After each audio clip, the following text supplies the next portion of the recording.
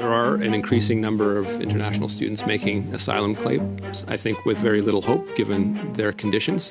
They, whether you like it or not, are entitled to a form of due process in this country. I don't think you would purport to deny it. How will you ensure that a person whose visa has expired will leave?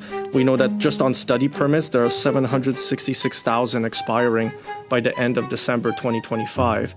How will your department ensure that at the end of those study permit periods, those persons will leave? Canada की government के पास कोई भी answer नहीं है। आपने पिछले कुछ हफ्ते और महीनों में ये देखा होगा कि यहाँ की जो गवर्नमेंट है वो नए रूल्स पे नए रूल्स आपके मुंह पे फेंके जा रही है। वो ये बोल रहे हैं कि यहाँ पे लोगों को आने नहीं देंगे, यहाँ पे लोगों के नंबर कम कर देंगे, इंटरनेशनल स्टूडेंट्स को वापस भेज देंगे। वो ये बोल रहे हैं कि यहाँ पे जो ऑलरेडी स्टूडेंट्स हैं या फिर लोग बैठे हुए हैं उनको उनके वीज़ा एक्सटेंड नहीं करेंगे। ये बहुत सारी चीज़ें बोली जा रही है, बट क्या उनके पास कोई प्लान है?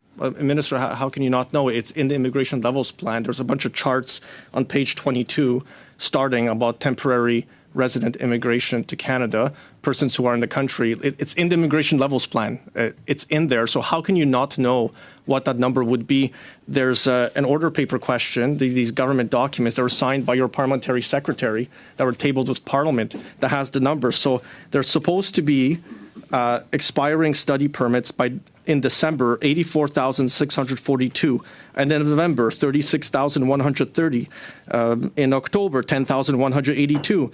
In the month before, 127,348. So how many of those people are still in the country? How many have received the renewal?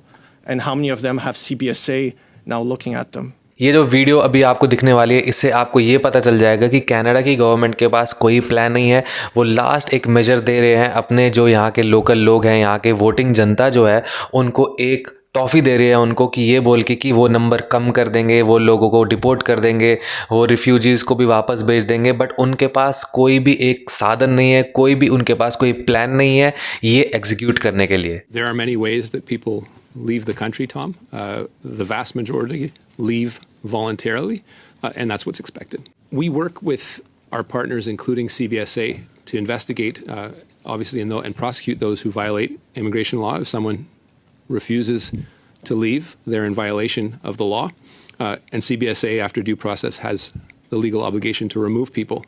Again, this isn't something that is taken lightly, but in the vast majority of cases, those people that have come here temporarily and do not have the right to stay, in fact, leave. यहाँ के immigration minister बोल रहे हैं कि जब Canada में कोई आता है वो वापस चले जाता है, और हम सबको ये पता है कि ऐसा कभी नहीं होता। लोग यहाँ पे आते हैं ये इमेजिन करके कि वो यहाँ पे रहेंगे, पैसे इन्वेस्ट करके, यहाँ पे जो इतनी मुश्किल से वो आए हैं यहाँ पे अपना टाइम स्पेंड करेंगे, अपना घर बनाएंगे, परिवार बनाएंगे, etcetera etcetera.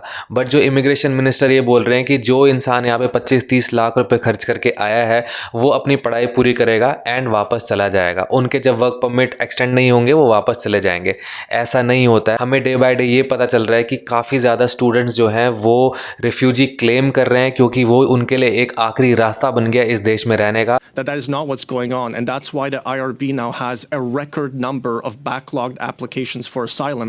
There are an increasing number of international students making asylum claims, I think with very little hope given their conditions. They, whether you like it or not, are entitled to a form of due process in this country. I don't think you would purport to deny it. अब refugee भी जब आप claim कर देते हो तो आपको अगले दिन रिफ्यूजी का स्टेटस नहीं मिल जाता।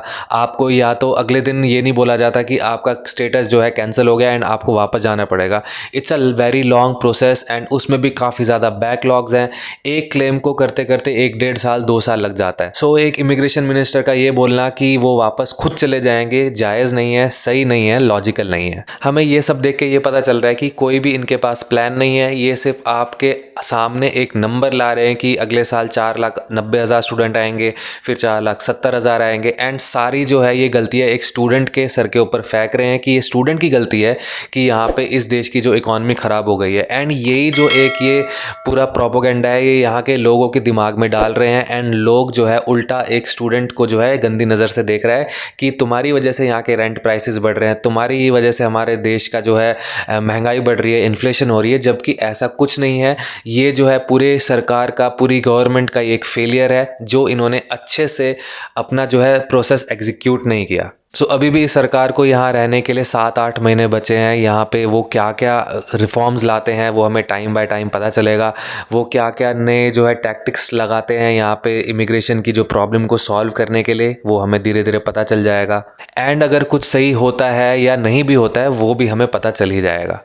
बाकी एक बात तो सीधी है, कोई वॉलंटरीली यहाँ से जाने नहीं वाला, ना आज तक कोई गया है। कोई इक्के दुक्के 1% 2% जिनको यहाँ पे काफ़ी स्ट्रगल होती है वो वापस चले जाते हैं। बट ये बोलना कि जो है वॉलंटरीली यहाँ से लोग चले जाएंगे, नहीं जाएंगे तो CBSA उनको पकड़ पकड़ के वापस भेजेगा। 7,80,000 लोगों को CBSA वापस नहीं भेज पाएगा। ये कोई प्रैक्टिकल सोल्यूशन नहीं है। We work with our partners, including CBSA, to investigate, obviously, and prosecute those who violate immigration law. If someone refuses to leave, they're in violation of the law. And CBSA, after due process, has the legal obligation to remove people. Again, this isn't something that is taken lightly, but in the vast majority of cases, those people that have come here temporarily and do not have the right to stay, in fact, leave. सो मैं तो यही बोल रहा हूँ कि इनकी बातों पे विश्वास करने से, भरोसे करने से कुछ नहीं होगा।